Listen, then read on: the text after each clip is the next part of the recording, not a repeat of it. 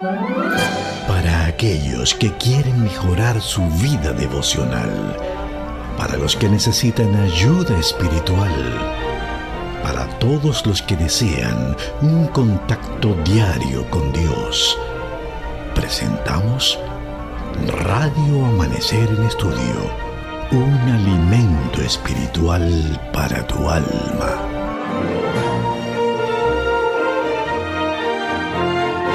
Que la gracia del Señor sea con cada uno de ustedes en esta hora, muy contentos de poder volver a cada uno de ustedes con el fin de presentar lo que ya es el pan nuestro de cada día, por decir, acá en Radio Amanecer en Estudio, la palabra de Dios, ese manantial que nunca se agota. Cada línea de la Biblia siempre es nueva, siempre nuevas enseñanzas, nuevas aplicaciones, nuevos conceptos que nos permite avanzar en el concepto de la fe. Estamos hoy ya a la altura del día lunes estudiando una nueva concepción acerca del Mesías bajo la lección Más testimonios acerca de Jesús. Pastor Matos, que el Señor te bendiga. ¿Cómo estás en este día?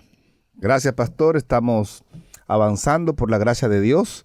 Hoy ya lunes 4 de noviembre estamos estudiando una nueva concepción acerca del Mesías y damos la bienvenida a los que se suman en el día de hoy para continuar estudiando esta importante lección. Yo no sé si, pastor, si ya te aprendiste el texto de memoria, si ya lo puedes decir para que los amigos y hermanos puedan realmente contactar que estás al 100% en este punto. Oh, pero claro que sí, líder. Y cuando yo sea levantado, presenta la palabra, y cuando yo sea levantado en la tierra, y cuando yo sea levantado de la tierra, no quiero equivocarme en nada, y cuando yo sea levantado de la tierra, a todos atraeré hacia mí, dice la palabra en Juan 12:12. Y cuando yo sea levantado de la tierra, a todos atraeré hacia mí. Un texto muy maravilloso y que expresa con claridad este ministerio de nuestro Salvador Jesucristo. Pues vamos a orar, pastor, para iniciar inmediatamente con la lección de hoy. Padre, muchas gracias por estar con nosotros. Gracias por tu palabra. Queremos suplicarte que nos hables. Gracias por la oportunidad que tenemos de encontrarnos nuevamente contigo. Queremos suplicar que el Espíritu Santo, quien inspiró la Biblia, también sea quien en esta hora nos ilumine para comprenderla. En el nombre de Jesús. Amén y amén. Muy bien, pastor. Estamos a la altura de esta guía de estudio en el día de hoy. Vamos a leer el texto que está allí en San Juan capítulo 1, verso 32 al 36. Juan 1, 32 al 36. También dio Juan testimonio diciendo: vi al Espíritu que descendía del cielo como paloma y permaneció sobre él. Y yo no lo conocía, pero el que me envió a bautizar con agua, aquel me dijo: sobre quien veas descender el Espíritu y que permanece sobre él, ese es el que bautiza con el Espíritu Santo. Y yo le vi y he dado testimonio de que este es el Hijo de Dios. El siguiente día otra vez estaba Juan y 2 de sus discípulos, y mirando a Jesús que andaban por allí, dijo: he aquí el Cordero de Dios que quita los pecados del mundo.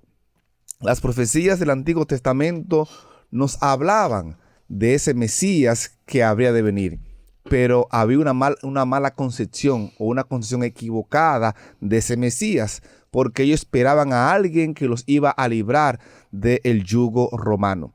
Pero las profecías del Antiguo Testamento señalaban de manera clara la misión y la obra que el Mesías habría de venir.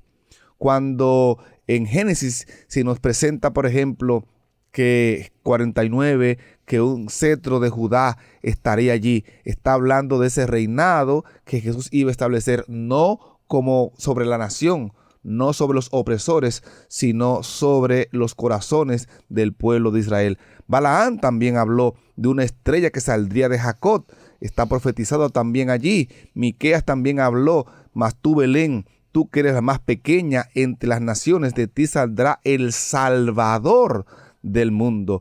Isaías también nos habló de un varón de dolores, experimentado en quebranto. El mismo Isaías también habló de un tronco de Isaí, un vástago de Judá.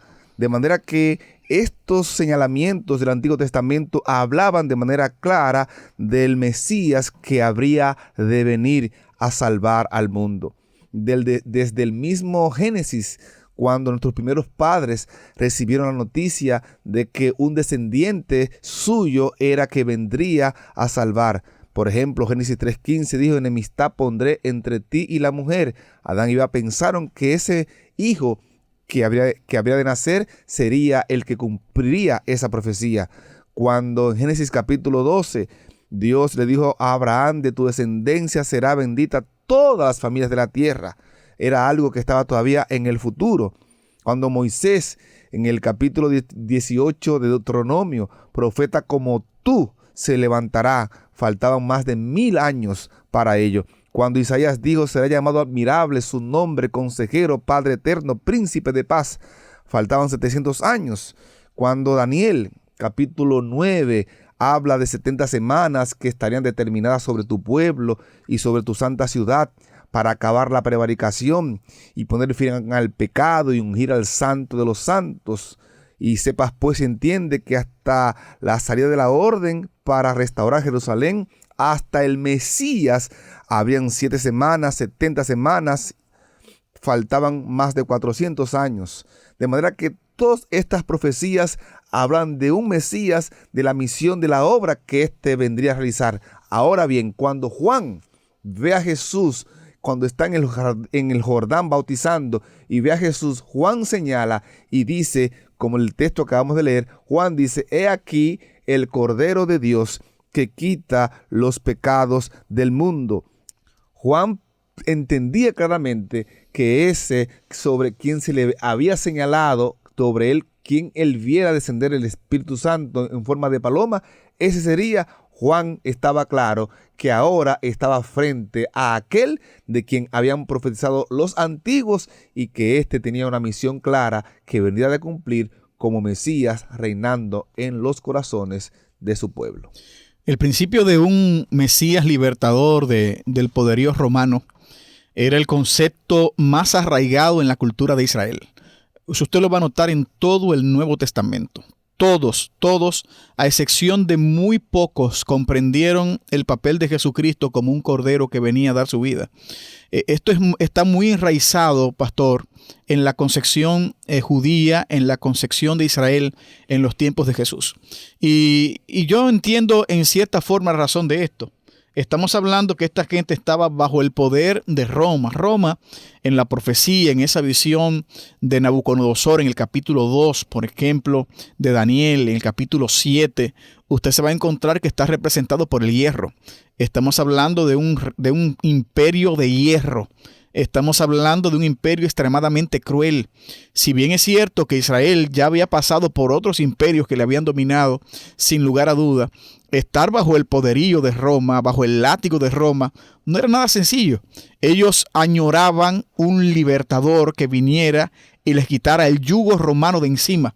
Era algo que en tiempos anteriores Dios había hecho. Por ejemplo, usted va al libro de Jueces y usted va a notar que Dios levantaba un libertador que conformaba un ejército, que dirigía las tropas y enfrentaba al enemigo y les vencía. Vencían porque Dios estaba con ellos. Vencían porque Dios le daba ese poder. Estamos hablando de un contexto muy teocrático. Cuando usted se remonta, por ejemplo, a Moisés, y usted ve también a un Josué que tuvieron que enfrentar grandes enemigos para la toma de la tierra prometida, usted ve que era Dios que peleaba a favor de su pueblo. Dios estaba con ellos. O sea, Dios estaba ahí para que este grupo de personas que había salido de Egipto sin ningún tipo de entrenamiento, sin ningún tipo de preparación, sin ningún tipo de formación militar, pudiera constituirse en un ejército que siempre vencía cuando estaba conectado con Dios, cuando estaba bajo la sumisión de Dios. O sea, Dios dirigiendo a su pueblo era garantía de victoria y de éxito al pueblo. Y ahora llegamos al tiempo de Jesús. Vemos en todo el contexto del Antiguo Testamento que cada vez que el pueblo se apartaba de Dios, obviamente la maldición venía sobre ellos. Cuando el pueblo se arrepentía, entonces Dios venía y tomaba la dirección.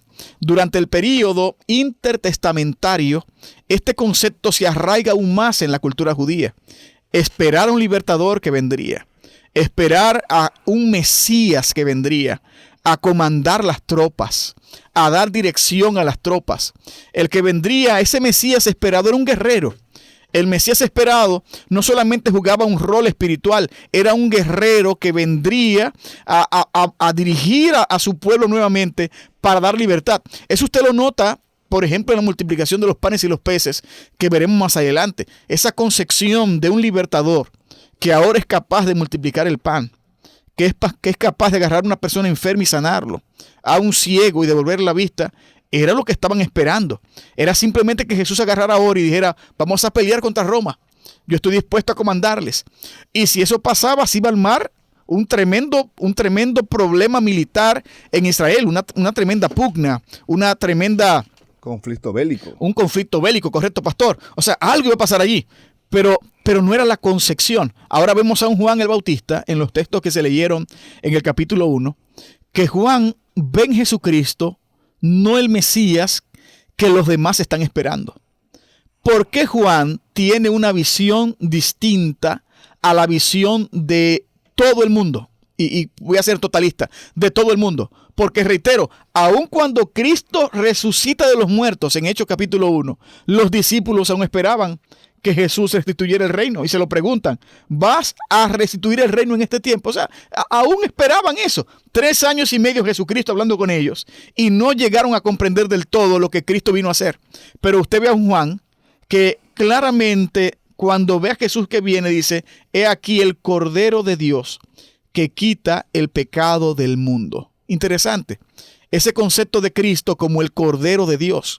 Cómo Juan ve a Cristo como el Cordero de Dios. Cómo Juan nunca presenta a Cristo como un héroe militar. Cómo Juan no tiene una concepción de un Mesías que vendría a pelear para salvarlos. No, el Cordero de Dios es como le llama. Y esa concepción viene precisamente porque esa revelación no se la da a la gente de entonces. Esa revelación de Juan la obtiene directamente de Dios, como leímos hace un rato. O sea, Dios le dice qué persona vendría y qué cosa él tendría que hacer cuando el Mesías viniera. Ese deseo nacionalista que tenían los judíos de poder volver a ser lo que una vez fueron, era lo que ofuscaba su vista de poder ver la realidad de la obra redentora que Jesús vino a realizar. Lo que Israel fue en una ocasión, ya no iba a volverlo a hacer. Lamentablemente, Israel perdió todas sus oportunidades como nación de poder continuar siendo luz para las naciones, un foco de atención y de bendición para muchos pueblos. Y bajo las diferentes destrucciones que tuvo la nación de Israel, las diferentes guerras a las cuales se vio sometida, lamentablemente terminaron destruyendo el propósito para el cual Dios había fundado, porque ellos se desviaron de la verdadera adoración que debían tener a Dios. Ahora vemos a un Mesías que viene profetizado, que viene claramente establecido y delineado lo que vendría a realizar, pero estos no entendieron. Por eso a los suyos vino y los suyos no los recibieron, los rechazaron, porque no tenían su vista clara en la visión espiritual de lo que Dios realmente vendría a realizar. Ellos esperaban una guerra física, una lucha de poder y poder ellos expulsar nuevamente a la nación a los romanos bajo los cuales estaban dominados y poder ser restablecidos nuevamente como la nación que una vez fueron. Pero eso no sucedió. Realmente la obra del Mesías vendría a ser una obra de restauración en el corazón del ser humano. Y esa es la tarea y la obra que todavía como testigos de Dios nos toca continuar realizando, llevando los corazones de vuelta a Dios, restaurando la imagen de Dios, aquello que el pecado dañó y destruyó, volviendo el corazón del ser humano a la presencia de nuestro Dios. Y esa obra fue la que Juan el Bautista realizó y hacia la cual dirigió a sus oyentes, al pueblo, cuando estaba señalando a Jesús como el Cordero, para que lo torcido sea enderezado y puesto en el lugar correcto. El autor de la guía de estudio para hoy lunes, él escribe lo siguiente en base precisamente a lo que el pastor Mato comenta, la pregunta que hacía yo anteriormente. Hay un pensamiento en el Deseo de todas las gentes, en la página 115, donde Elena de White escribió: cuando en ocasión del bautismo de Jesús, Juan lo señaló como el Cordero de Dios. Una nueva luz resplandeció sobre la obra del Mesías. La mente del profeta fue dirigida a las palabras de Isaías. Como cordero fue llevado al matadero, según Isaías 53:7. Esto es muy novedoso porque no era la concepción, repito, en el tiempo de Cristo. O sea, es en el momento del bautismo. Juan el Bautista dice en Juan 1:31, yo no lo conocía, dice él. ¿Cómo pudo entonces reconocer a Jesús como el Mesías? La respuesta es que el Señor que envió a Juan había dicho antes, aquel sobre quien veas descender el Espíritu y permanecer sobre él, ese es el que bautizará con Espíritu Santo. Yo lo vi y he dado testimonio que este es el Hijo de Dios. En otras palabras, fue Dios quien reveló a Juan que Jesús era el Mesías. Cristo es el poder de Dios y la sabiduría de Dios. El conocimiento de que Jesús es el Cristo proviene de Dios mismo mediante el poder de convicción que produce su Espíritu. Este tema aparece con frecuencia en Juan. La salvación no proviene de la filosofía mundana, la ciencia o la educación superior. Solo llega de parte de Dios a los corazones que responden con fe y obedecen a Jesús. Y esto es sumamente interesante, porque yo reconocer quién es Jesucristo no es una obra humana. Es una obra de Dios operando en mí. El yo poder ser salvo no es un concepto mío, es lo que Dios obra en mí. Y ese reconocimiento de la persona de Jesús simplemente va a cambiar mi mente, va a cambiar mi vida. Me va a dar un nuevo contexto, una nueva forma de ver las cosas. No es cierto que Dios no establecerá un reino. Claro, Dios establecerá también un reino físico, quiero que entendamos bien. Dios un día va a terminar con todo lo malo que hay en el mundo. Usted lo puede ver en Apocalipsis capítulo 21. Dios hará nueva todas las cosas. Hará cielo nuevo y tierra nueva donde mora la justicia. La promesa es muy clara, muy fácil de entender. No hay que ser un erudito para comprender lo que dice Apocalipsis 21. Pero usted tiene que entender que en esa primera venida de Jesús a la tierra, el Señor vino a establecer un reino espiritual.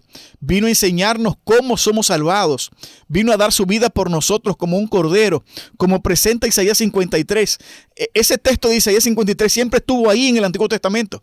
Pero el judío de entonces no quería comprenderlo, no quería aplicarlo a la persona de Jesús, no quería verlo en esa visión. Ellos no podían comprender que vendría el Salvador, que vendría Dios, Emmanuel, Dios con nosotros, y que sería para morir, para sufrir bajo el poderío romano. Ellos no entendían eso. No lo podían comprender, pero Juan sí lo entendió porque Dios se lo reveló. Y qué lindo sería que nosotros también, querido amigo que nos escuchas en esta hora en Radio Amanecer en Estudio, que nosotros también le permitamos a Dios revelarnos las cosas. Tenemos un Dios que quiere iluminarnos con su palabra. Por cierto, ya hoy por hoy no es tanto una revelación que buscamos. Hoy por hoy deberíamos buscar una iluminación de parte de la palabra de Dios, porque ya Dios se ha revelado. Ya lo que necesitamos saber está a nuestra disposición. Ya la Biblia está a nuestro alcance como nunca antes. En cualquier versión que usted la quiera, en cualquier idioma que la necesite, en idiomas originales, no importa. La Biblia está de mil maneras a tu alcance. La puedes tener física, la puedes tener digital, en múltiples versiones. O sea, hoy tenemos acceso a la revelación de Dios. Hoy deberíamos procurar buscar esa iluminación del Espíritu para que haya en nosotros esa paz que solamente el Espíritu Santo puede brindar. Así es. Gracias, pastor, por ese interesante comentario. Quiero compartir un párrafo que aparece en el material para el maestro. Dice que el Bautista hizo hincapié en el programa del reino espiritual de Cristo, la regeneración espiritual y la entrega personal del corazón del ser humano a Dios. El mensaje de Juan el Bautista chocaba con las expectativas que muchos judíos albergaban acerca del Mesías, sin prestar atención a las profecías bíblicas acerca de un Salvador sufriente. Muchos judíos pasaron por alto su humillación. En lugar de ello, centraron sus ambiciones en la esperanza de un rey poderoso que los libraría de la esclavitud de Roma y extendería su dominio sobre el mundo. Cuando usted y yo consideramos detenidamente los textos de Juan capítulo 1, 32 al 36, debemos observar que Juan el Bautista se esforzó de manera clara en recordar a los judíos la naturaleza espiritual del ministerio y la obra que el Mesías vendría a realizar. Por ejemplo, observemos cómo pone Juan el Bautista el ministerio y la obra del Espíritu Santo, cómo descendió sobre éste en el momento de su bautismo y lo preparó, lo facultó para ir a cumplir la misión para la cual había sido encomendado. Debemos nosotros observar claramente la identidad eterna de Jesús como Hijo Divino de Dios y como el Cordero Sacrificial que vino a este mundo para perdonar los pecados y restaurar lo que el pecado mismo había arruinado en la naturaleza del ser humano. El anuncio de Juan el Bautista entonces nos refuerza a nosotros la necesidad de centrarnos no en lo terrenal, sino en lo espiritual. Y la obra del Mesías tendría que ver con una regeneración no del pueblo de Israel como nación, sino una regeneración del ser humano en su interior para devolver a él lo que el pecado había destruido, tanto así que el hombre, al mirar a la cruz, al Cristo ser levantado, sería atraído a él, y al ser atraído a él, su corazón y su vida sería transformada nuevamente al ideal, a la obra que Dios realmente deseaba y anhela todavía hoy realizar en el corazón de cada ser humano. Yo preguntaría, pastor, en este contexto, porque es muy fácil fijarse en cómo los judíos de antaño pensaron sobre Jesús, cómo no le reconocieron. Por cierto, los judíos modernos de hoy no reconocen la mayoría a Jesús como Dios, todavía están esperando al Mesías. Muchos aún siguen con la misma concepción que tenían las personas en el tiempo de Jesucristo. Pero yo me pregunto, ¿qué concepción tienes tú de Jesús? ¿Cómo tú concibes al Mesías? ¿Cuál es tu concepción de Dios? ¿Cómo yo veo a Dios? ¿Cuál es mi filosofía personal en torno a la persona de mi Salvador? Y digo esto porque muy fácil podemos quedarnos en el concepto del pasado, en la forma como el judío pensaba, en la forma como no recibieron a Jesucristo. Pero ¿será acaso que también mucha gente hoy está desvirtuando la imagen de Dios en la gente? Y estamos viendo un Dios distinto a la realidad del Dios que adoramos, el Dios que seguimos. Por ejemplo, hay mucha gente, Pastor Mato, que concibe un Dios tirano, un Dios extremadamente tiránico, un Dios que es capaz de, cuando alguien muere, por ejemplo, según ciertos conocimientos que le han enseñado, según ciertos errores, y perdónenme la expresión, pero son errores que de repente han aprendido, y conciben a un Dios que es capaz de tener a alguien vivo para que sufra. O sea, en esa doctrina legendaria del infierno, que repito, no está afianzada en lo que la Biblia enseña, pero en ese concepto del infierno hay quienes llegan a creer que Dios es capaz de ver una persona que se muere y esa persona está ahora mismo en un estado de conciencia en la muerte y que se está quemando y que se está quemando y se va a quemar para siempre, y que Dios va a tener a esa persona viva para que siempre se queme y para que siempre sufra por siempre y por la eternidad. O sea, una concepción de un Dios así es simplemente desfigurar la imagen correcta de Dios. Por cierto, es lo que el diablo quiere hacer creer mucha gente. Un Dios que es un tirano simplemente. Un Dios que es airado y que va a descargar la ira sobre ti para toda la eternidad y que te va a consumir y que te va a mantener vivo para que sufras. Eso es una visión incorrecta de Dios. Es tener una percepción del Mesías completamente contrario a lo que la Biblia dice. Tener una concepción también de un Dios o de un Jesús que simplemente perdona algunas cosas, pero no perdona otras cosas. Creer que Dios no tiene poder para perdonar mi falta. Hay gente que nos escucha que cree que Dios no puede perdonar ciertas cosas que hizo. Y yo quiero decirte que ese no es el cuadro que la Biblia presenta sobre Dios. No, la Biblia presenta que no hay pecado que yo confiese de corazón delante del Señor que no sea perdonado. No hay pecado que no tenga perdón siempre y cuando se confiese arrepentido delante de Dios. Así que tu error, querido amigo que nos escuchas, tu pecado, esas cosas que hiciste que no eres capaz de mencionárselo a nadie más, tiene perdón en el nombre de Jesús. La Biblia presenta un Dios que perdona. Y un tercer concepto, porque pudiéramos pasar mucho tiempo hablando de esto, acerca de cómo se quiere desvirtuar la imagen de Dios en este tiempo. Presentar a un Dios que solamente nos ama cuando hacemos lo bueno. Eso no es cierto. Dios siempre te ama. La Biblia presenta a un Dios que siempre es amoroso. Un Dios que siempre está contigo. Un Dios que está dispuesto, como ya dije ahorita, a perdonar mi error porque me ama. Dios siempre me ama. O sea, en la Biblia no hay ninguna parte que diga que Dios va a dejar de amarme. Incluso cuando recibamos el castigo al final del tiempo, porque sí la Biblia habla de esto, cada quien será pagado según sea su obra, presenta la Escritura, aún esto Dios lo hará por amor. O sea, su amor siempre es permanente para con nosotros. El texto de la semana nos habla que cuando Cristo se ha levantado, a todos atraerá hacia Él. El Mesías que yo conozco, el Jesús que yo conozco, es un Salvador que nos atrae con cuerdas de amor, presenta el libro de Oseas. Es aquel Dios que me ama de una forma increíble. Es un Dios que está dispuesto a correr muchas millas para alcanzarme. Incluso estuvo dispuesto a dejar el cielo para alcanzarme. Así que ese es el Mesías que la Biblia presenta y es el Mesías que queremos presentarte en esta hora. Al Juan señalar a Jesús como el Mesías, he aquí el Cordero de Dios que quita los pecados del mundo, nos está dando una tremenda indicación, una tremenda señal. El pastor acaba también de mencionar algo muy importante. No es que tú hoy, no es como las profecías del Antiguo Testamento, que profetizaban de un Mesías que vendría. Juan lo presentó en el presente. No es que Dios te va a liberar, es que ya Él te liberó. No es que Dios te va a salvar, es que ya Él te salvó. No es que Dios te va a perdonar, es que ya Él te perdonó. Hoy tienes un privilegio que los antiguos no tuvieron.